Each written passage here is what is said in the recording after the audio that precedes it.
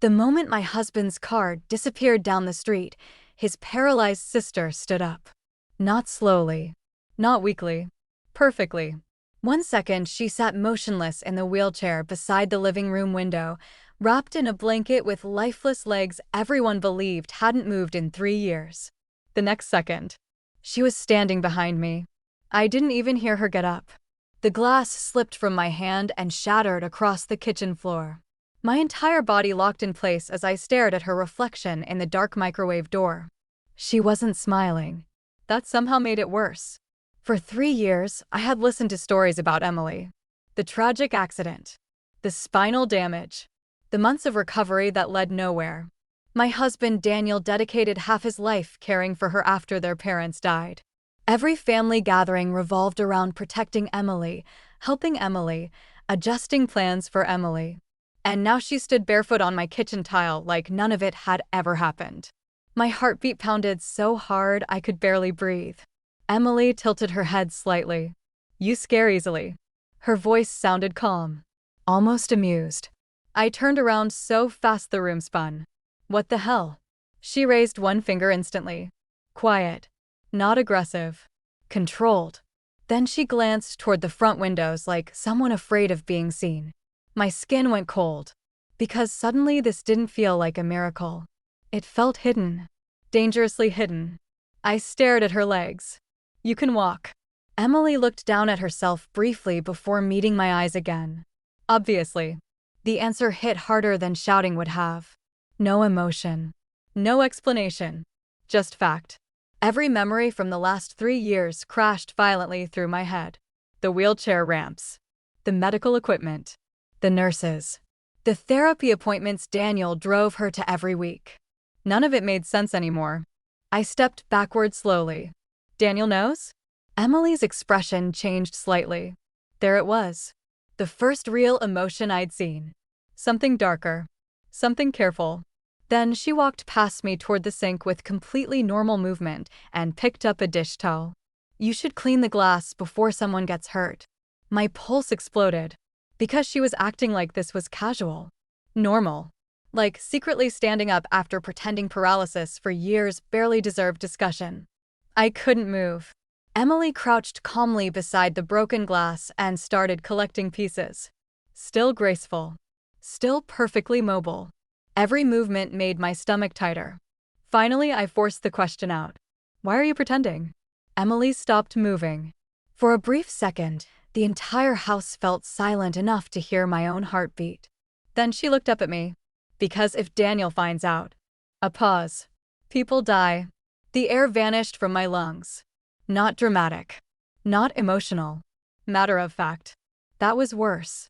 I stared at her, waiting for some sign this was a joke or breakdown or misunderstanding. Nothing came. Emily stood slowly again, dropping the broken glass into the trash. Then she walked toward the hallway. "You should sit down." The sentence sounded less like advice and more like preparation. I followed her instinctively, fear and confusion twisting together inside my chest. She stopped near the staircase and turned toward me fully. For the first time, I noticed something strange about her expression. Not fear. Guilt. Heavy guilt. Then she asked a question that nearly stopped my heart. "Daniel never told you what really happened the night I became paralyzed, did he?" My mouth went dry instantly. Because suddenly, I realized something terrifying. My husband never once described the accident in detail. Not once. Anytime people asked, he answered vaguely. Painful memories. Too traumatic. Emily doesn't like discussing it. At the time, I respected that. Now it felt intentional. Carefully intentional. I looked at Emily again, really looked at her. Not fragile. Not broken. Hiding. And deep down, a feeling started growing stronger with every passing second. My husband didn't leave his paralyzed sister alone with me tonight by accident. He left us alone because he thought she would stay silent. I couldn't stop staring at her legs. Even while she spoke calmly beside the staircase, part of my brain remained trapped on one impossible fact. Emily could walk. Everything else came second. The years of hospital visits. The wheelchair-accessible van Daniel bought. The physical therapists who came to the house twice a week. The charity fundraiser his coworkers organized for her recovery. All of it suddenly looked fake, carefully constructed. Emily noticed the confusion twisting across my face. You keep thinking about the wheelchair. Because how could I not? She walked past me into the dining room and pulled out a chair normally, smoothly, without the slightest hesitation in her movements. Then she sat. That simple action unsettled me more than her standing up. Because it made her look ordinary. Human. Not miraculous. Not injured. Just someone who had been acting for years. I stayed standing. Daniel knows you can walk. It wasn't really a question anymore. Emily folded her hands together carefully. Yes. The answer hit instantly. Cold. Heavy. Which meant my husband lied to everyone. Not just strangers. Me. Family. Doctors. Everyone. Why? Emily looked toward the dark windows before answering. Because Daniel needed me broken. The sentence tightened something deep inside my chest. Needed. Not wanted. Needed. I sat down slowly across from her. Nothing about this felt stable anymore. Emily's eyes drifted toward the front door like she expected someone to burst through it at any second. You need to understand something before I tell you the rest. Her voice lowered slightly. Daniel is not the person you think he is. A bitter laugh almost escaped me. Too late for that warning. But Emily didn't smile. 3 years ago, there was an accident at our parents' lake house. My pulse sharpened immediately. Finally. Details. Real details. Daniel always described it vaguely. Storm. Fall. Tragic injuries. Never specifics. Emily continued carefully. Our father changed his will the same weekend. Every nerve inside me tightened. A will. Money. Property. The conversation suddenly shifted into something darker. That night, Daniel found out our parents planned to leave the company shares to me instead of him. The air inside the room seemed heavier now. Because I knew Daniel's obsession with the family business. The endless hours. The constant pressure.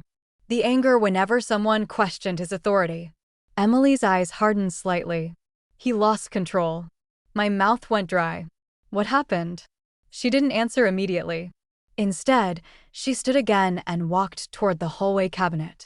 From inside, she pulled out an old leather folder. Worn edges. Hidden carefully. Not something meant for casual access. She placed it on the table between us. Hospital reports. Police photos. Insurance records. All organized. All deliberate. I stared at the folder without touching it. Daniel told everyone I fell from the upstairs balcony during the storm.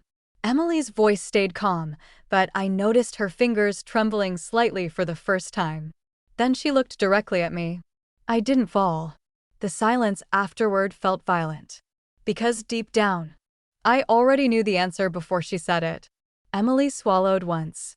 Daniel pushed me. My chest tightened so hard it physically hurt. No. Impossible. But every memory suddenly rearranged itself inside my head. Daniel controlling every conversation about the accident. Daniel refusing independent doctors. Daniel handling all her medications personally. Not protection. Containment. I opened the folder with shaking hands. Inside sat photographs from the night of the accident. Broken railing. Blood near the patio stones below. And one image that stopped my breathing completely. Emily's wrist. Bruised. Finger-shaped bruises. Not from a fall. From someone grabbing her hard. My stomach twisted violently. Emily watched my reaction carefully. He thought I died that night. A pause. But I survived. The room suddenly felt colder. Then another realization slammed into me. Wait. If he tried to kill you, why pretend paralysis instead of exposing him? Emily's expression changed instantly. Fear. Real fear. Because Daniel wasn't alone. Every hair on my arm stood up. What do you mean? She leaned closer across the table. The accident wasn't just about inheritance. A long silence followed.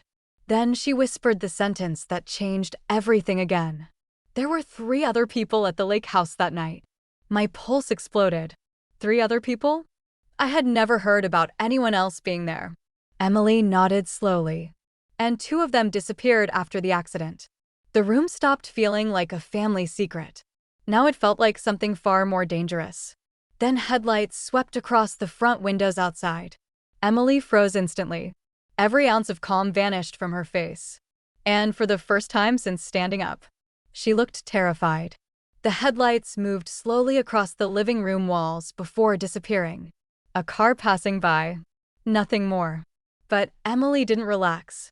She stood perfectly still near the dining table, eyes locked toward the front windows like she expected someone to come through the door at any second. That reaction scared me more than the story itself. Because fear like that doesn't come from imagination. It comes from experience. I looked back down at the folder spread across the table. Police reports. Medical documents. Photos Daniel swore never existed anymore. One page caught my attention immediately. Witness statements. Plural. Not singular. My pulse sharpened. Daniel told everyone nobody else saw the accident happen. Emily noticed where I was looking. He lied. Clearly. Repeatedly. I flipped through the pages faster now, searching for names, but entire sections had been blacked out with thick marker. Intentional. Someone didn't want those identities visible. Who were the other people there? Emily stayed silent too long. Then finally answered. One worked for my father. The other. She hesitated. Was dating Daniel at the time. The room tilted slightly. Dating? Before me. Before our marriage. Daniel never mentioned another serious relationship before me. Not once. My stomach tightened harder. What happened to her? Emily looked toward the hallway again before speaking. Nobody knows. Cold spread slowly through my chest. Nobody knows usually means someone made sure they wouldn't. I kept turning pages until another photo stopped me cold. A woman standing beside Daniel near the lake house dock. Beautiful. Blonde. Late 20s maybe. The photo had been partially damaged by water, but Daniel's face was clear enough. And he looked different. Not grieving. Not stressed. Happy. Comfortable. Emily pointed toward the woman. Her name was Rachel. The missing girlfriend. I stared at the image longer. Then something clicked. Wait. I've seen her before. Emily's eyes narrowed slightly. Where? I searched my memory desperately. Not in person. Online. A photo. Somewhere recent. Then it hit me. My blood ran cold instantly. Daniel's office. 3 weeks ago. I stopped by unexpectedly to bring him lunch, and one of the employees had a framed company retreat photo on their desk. Rachel was in it. Alive. My heartbeat exploded. Emily saw the realization happen on my face. You saw her? I nodded slowly. At his company. The color drained from Emily instantly. That's impossible. But it wasn't. I remembered clearly now. Rachel standing near the back of the photo wearing a conference badge. Different hair color. Slightly older. But definitely her. Which meant Daniel lied again. Rachel didn't disappear. She stayed connected to him somehow. Emily stepped backwards slowly like the room suddenly became unstable. No, that changes things. Her breathing quickened for the first time all night. Because if Rachel's still around. Emily stopped herself mid-sentence. If Rachel's still around what? She looked at me carefully. Then lowered her voice. Then Daniel never stopped covering up what happened at the lake house. Every nerve inside me tightened. The cover-up wasn't over. It was ongoing. 3 years later. I looked back at the police reports. Why fake your paralysis this long? Emily swallowed once before answering. Because the night after the accident, Daniel came to the hospital. A pause. And he told me if I ever walked again, I'd disappear like Rachel. Silence crashed through the room. Not metaphorical silence. The kind that physically presses against your chest.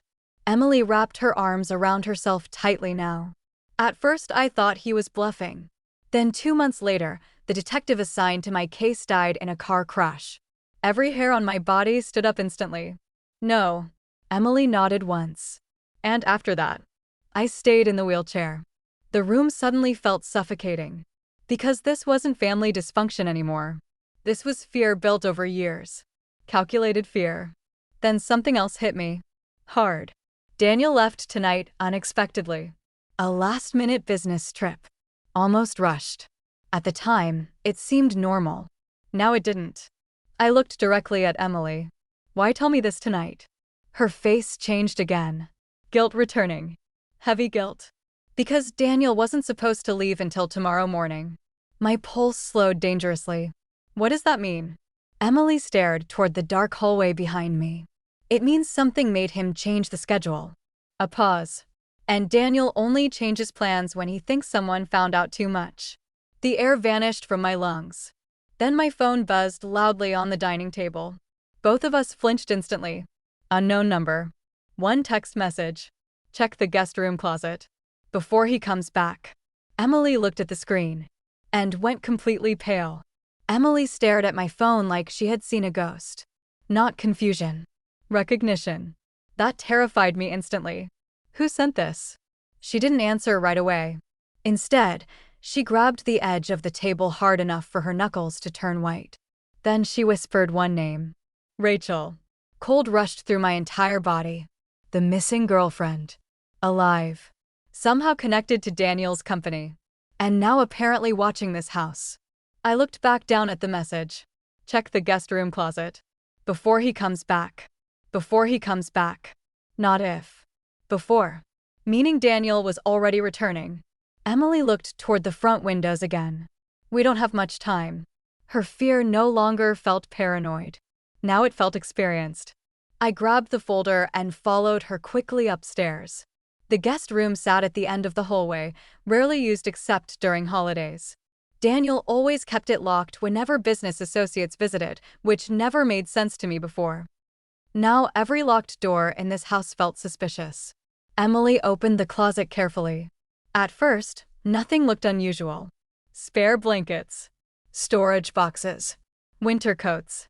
Then she crouched near the back wall and pulled aside a stack of old luggage. A hidden keypad sat behind it.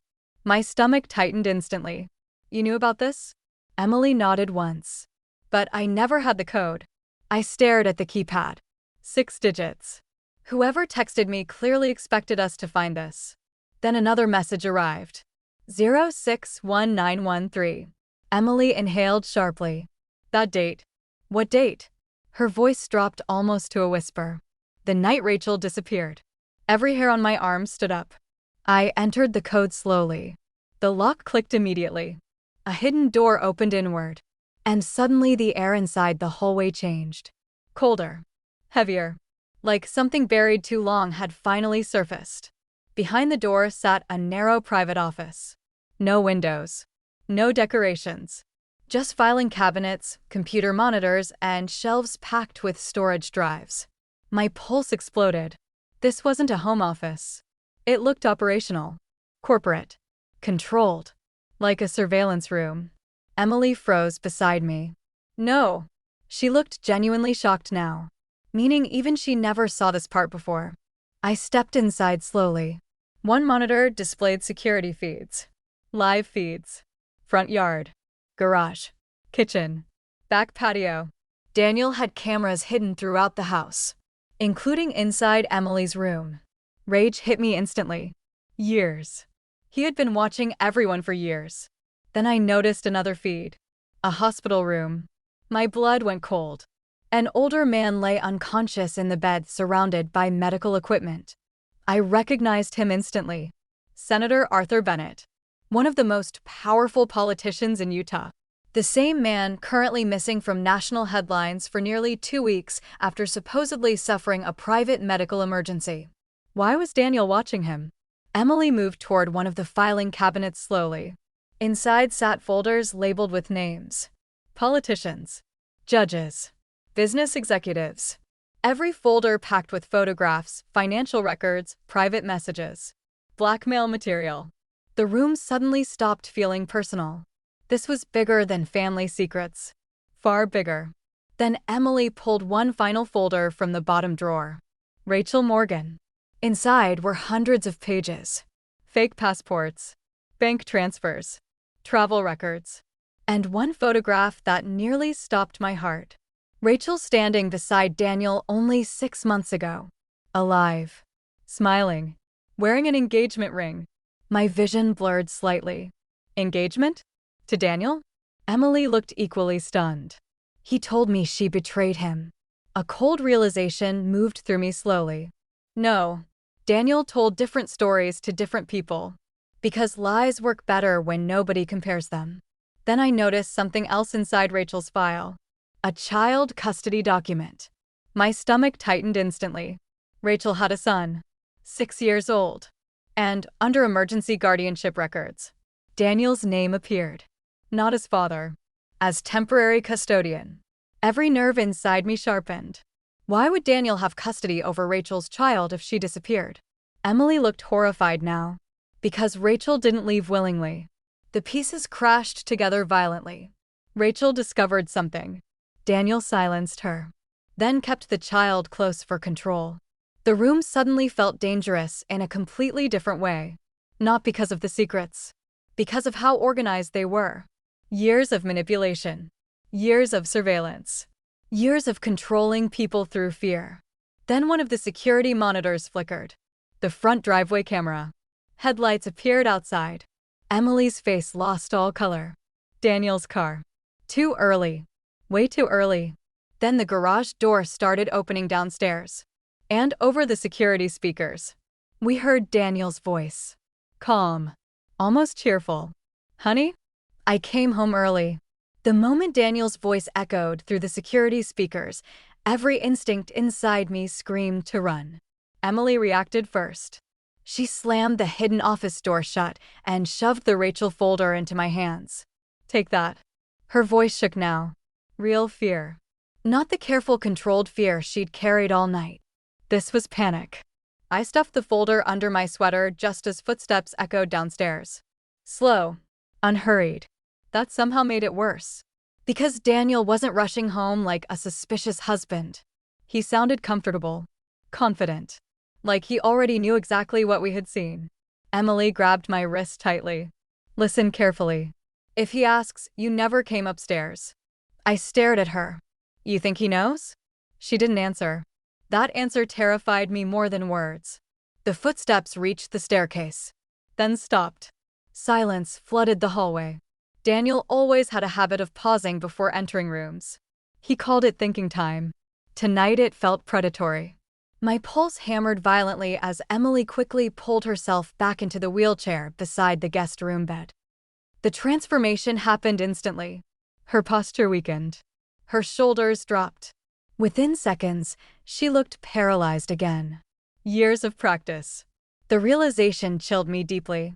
The bedroom door opened. Daniel stepped inside wearing his gray overcoat, raindrops still clinging to his shoulders from outside.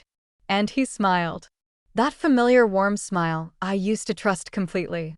There you are. His eyes landed on me first. Not Emily. Me. My stomach tightened instantly. He already sensed something. I forced myself to sound normal. Thought your meeting lasted all weekend. Daniel loosened his tie slowly while studying my face. It did too. Too careful. Too observant. Then he looked toward Emily. Everything okay here? Emily lowered her eyes immediately. Perfect performance. Yes. Daniel stepped closer into the room. For a terrifying second, I thought he could hear my heartbeat. Then his gaze shifted briefly toward the closet. Not long. Just enough. Enough to know. He knew the hidden office had been opened. But instead of reacting, he smiled wider. That was worse. Much worse. Because angry people react immediately. Dangerous people wait. Daniel slipped his wedding ring off slowly and placed it onto the dresser. Something he only did at night before sleeping. A completely ordinary movement. Yet suddenly it felt symbolic. Like he was removing part of his disguise. Then he looked directly at me again. Can you come downstairs for a second? Every alarm inside me exploded. Emily's fingers tightened slightly against the wheelchair armrest. Tiny movement. Warning me silently. But refusing would be worse. I nodded carefully. Daniel stepped aside for me to exit first. Polite. Controlled. Watching. The walk downstairs felt endless. Every step sounded louder than normal. When we reached the kitchen, Daniel poured himself a glass of bourbon calmly, like nothing unusual existed inside this house. Then he said something that made my blood run cold. Rachel contacted you tonight, didn't she?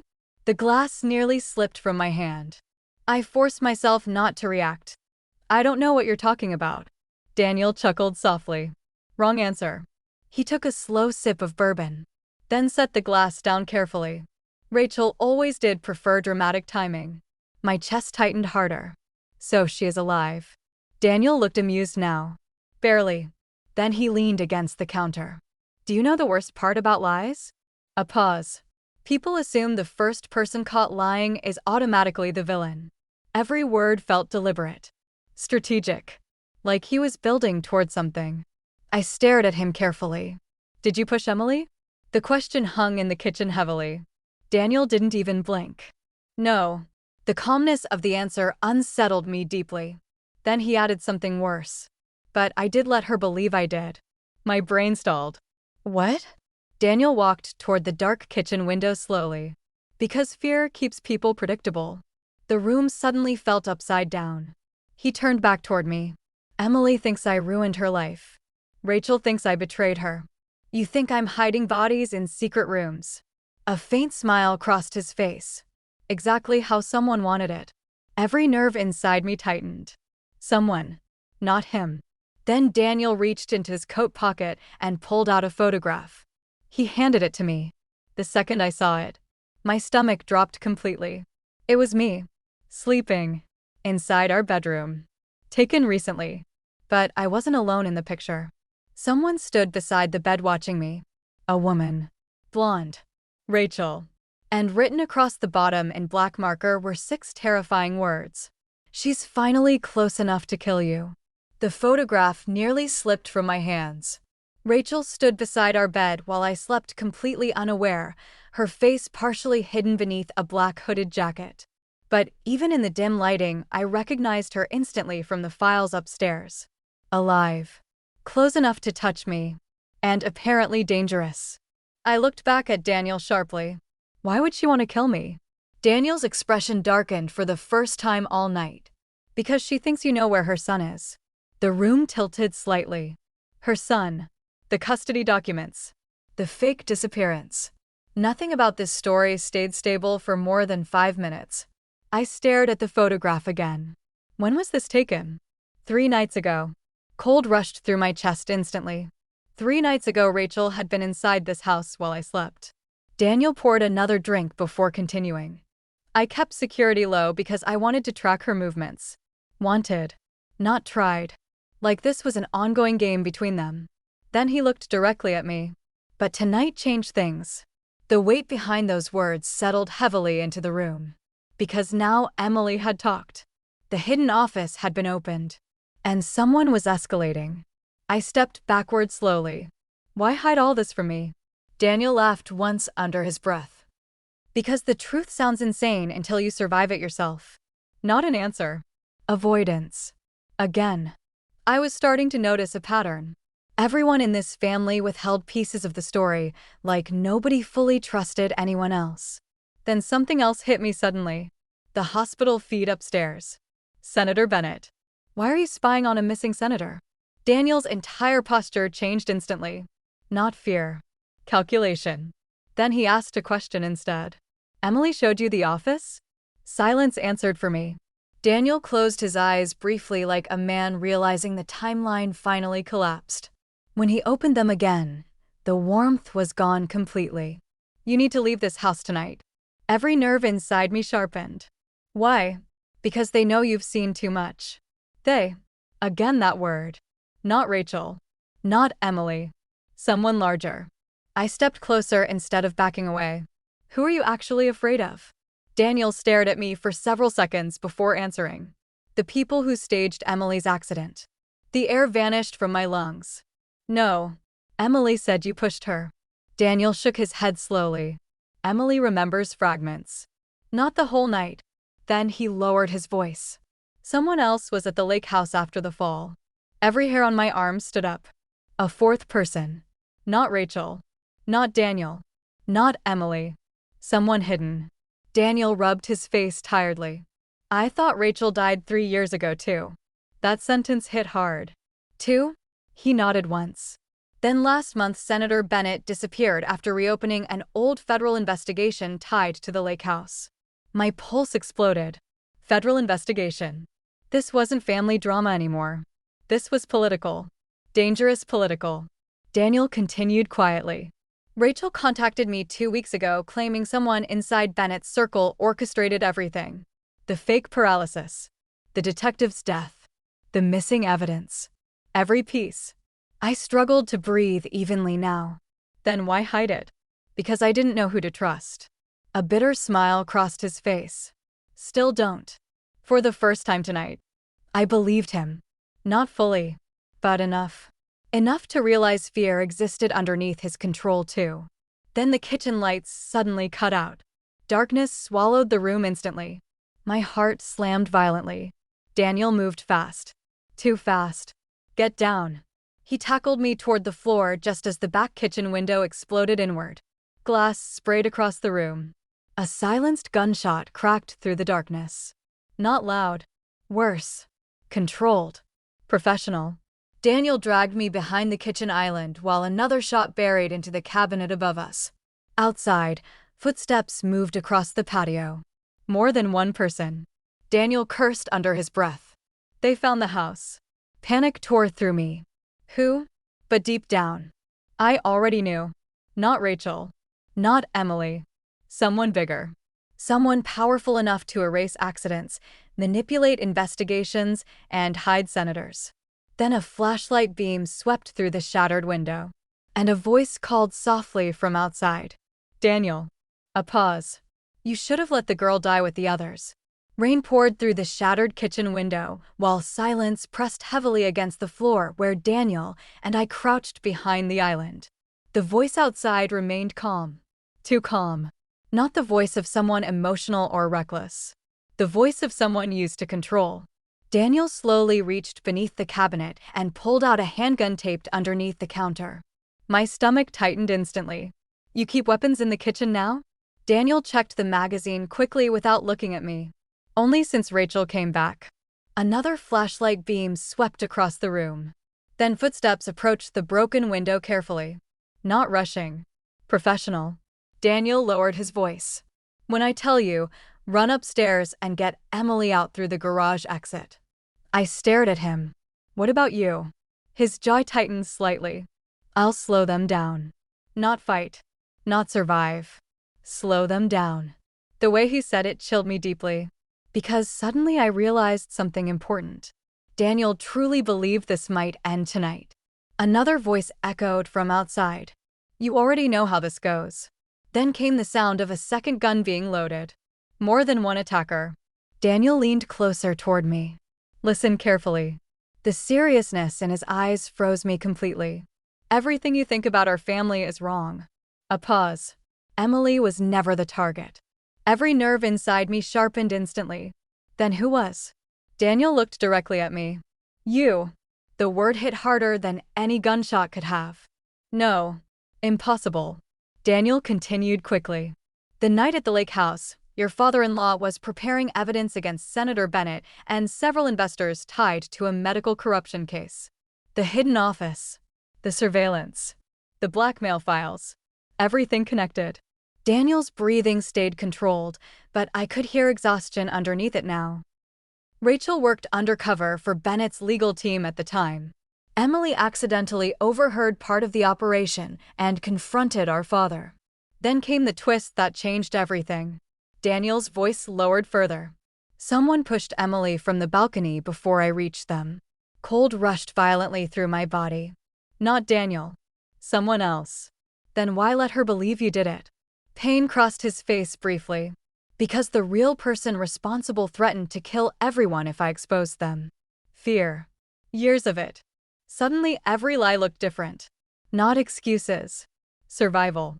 A floorboard creaked near the hallway. Someone was already inside the house.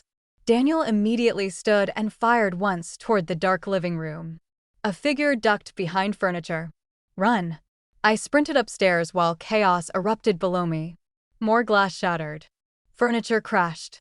Muted gunfire echoed through the house like distant fireworks. My pulse pounded violently as I reached Emily's room and slammed the door shut behind me. She looked up instantly from the wheelchair. They're here. I nodded breathlessly. Emily's face drained of color. No, no, he said we still had time. He. Not Daniel. Another he. I crossed the room quickly. Who are you talking about? Emily looked terrified now. Not confused. Like someone finally cornered by truth. Then she whispered the name. Senator Bennett's son. The room froze around me. Bennett had a son? Emily nodded shakily. Ethan Bennett. The real man behind everything. Every nerve inside me tightened. The missing senator. The corruption case. The threats. The staged accident. Suddenly, the entire story finally connected. Emily grabbed my wrist tightly. Ethan was obsessed with Rachel. When she started helping the investigation, he snapped. Her breathing trembled now. The lake house wasn't supposed to become violent that night. But Ethan panicked after Emily overheard the recordings. My chest tightened painfully. And Daniel covered it up? Emily lowered her eyes. Daniel thought protecting us meant staying quiet. The saddest part? She wasn't defending him. She was grieving him. Grieving the man fear slowly destroyed over 3 years. Then footsteps thundered up the staircase outside. Fast. Heavy. Coming closer. Emily's face went pale again. Too late. The bedroom door burst open. But it wasn't an attacker. Rachel stumbled inside, soaked from the rain, holding a gun with shaking hands. Alive. Terrified. And bleeding from her shoulder. Lock the door. I froze for half a second before slamming it shut behind her. Rachel collapsed against the dresser, breathing hard. Then she looked directly at me. If Ethan gets those files downstairs. A pause. Every witness left alive tonight disappears forever.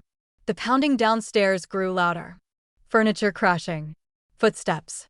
Gunfire. The entire house sounded like it was tearing itself apart. Rachel pressed one hand against her bleeding shoulder while trying to steady her breathing. Emily sat frozen in the wheelchair beside the bed, years of fear finally collapsing around her all at once. And for the first time since this nightmare began, I stopped feeling confused. Everything suddenly became painfully clear. Fear was the reason all of this survived. Daniel stayed silent out of fear. Emily stayed paralyzed out of fear. Rachel disappeared out of fear. And Ethan Bennett used that fear to control everyone around him. Not anymore. I looked directly at Rachel. Where are the original files? Her eyes locked onto mine instantly. Basement security room. Hidden server behind the breaker panel. The same hidden system Daniel spent years protecting. Downstairs, another gunshot echoed violently through the house. Emily flinched hard. My stomach tightened. Daniel was running out of time. Rachel grabbed my arm suddenly. Listen carefully. Her voice shook from pain. If Ethan reaches the server first, every backup gets erased automatically. Then all of this dies tonight. Not just evidence. Truth. I nodded once and moved toward the bedroom door. Emily looked up at me in panic. You can't go down there alone.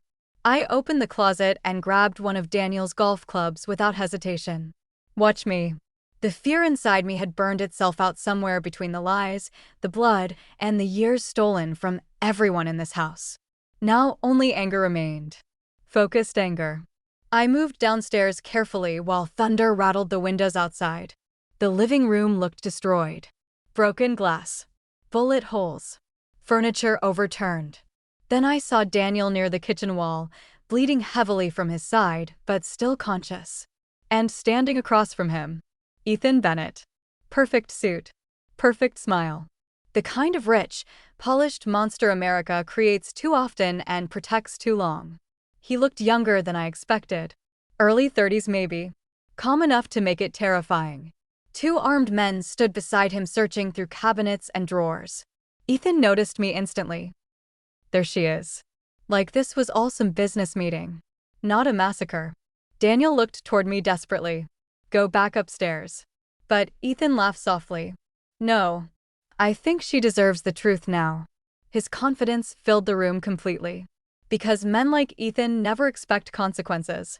They grow up believing money erases them from accountability. He stepped closer slowly. Your husband should have stayed quiet 3 years ago. A pause.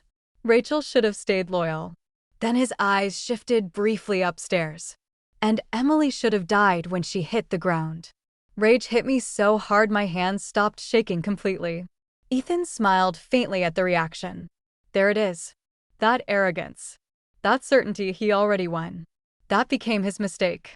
Because while he focused on me, he never noticed Rachel slipping downstairs behind him through the hallway shadows. Never noticed Emily standing silently from the wheelchair upstairs. And definitely never noticed the tiny blinking red light near the kitchen smoke detector. The live FBI surveillance feed Daniel activated 20 minutes earlier. Ethan kept talking. Politicians disappear scandals every day. Witnesses disappear too. That's America now. Then he smiled directly at me. The difference is some families are rich enough to survive it. Rachel raised the gun behind him. Drop it. Everything froze. Ethan slowly turned. For the first time all night, he looked surprised. Then Emily appeared at the top of the staircase. Standing. Completely standing. One of Ethan's men looked up in shock. Paralyzed girl can walk. Wrong final distraction. Daniel lunged instantly, slamming the wounded man into the kitchen island while Rachel fired once into the second attacker's leg. Chaos exploded. I swung the golf club as hard as I could into Ethan's shoulder before he could reach his weapon. He crashed backward against the counter screaming in pain. And then came the sound that ended everything. Police sirens. Loud. Close. Dozens of them. Ethan's confidence vanished instantly. FBI agents stormed through the broken front entrance seconds later. Weapons raised. Hands where we can see them. The next few minutes blurred together. Cuffs. Shouting. Paramedics. Rain pouring through shattered windows. And Ethan Bennett finally dragged across the same floor where he believed nobody could ever touch him. But the most satisfying moment came later. 3 months later. National headlines exploded when federal prosecutors released everything hidden inside Daniel's server. Corruption. Bribery. Witness intimidation. Political cover-ups. Ethan Bennett's empire collapsed publicly overnight. Daniel survived surgery. Rachel got her son back. Emily finally walked outside without pretending anymore. And me? I stopped being afraid of powerful people who survive by making everyone else feel powerless. Because in the end, the man who destroyed lives using fear got destroyed by the one thing he never respected: the truth. If this story resonates you, hit the like button. Also subscribe to this channel for more interesting revenge and betrayal stories.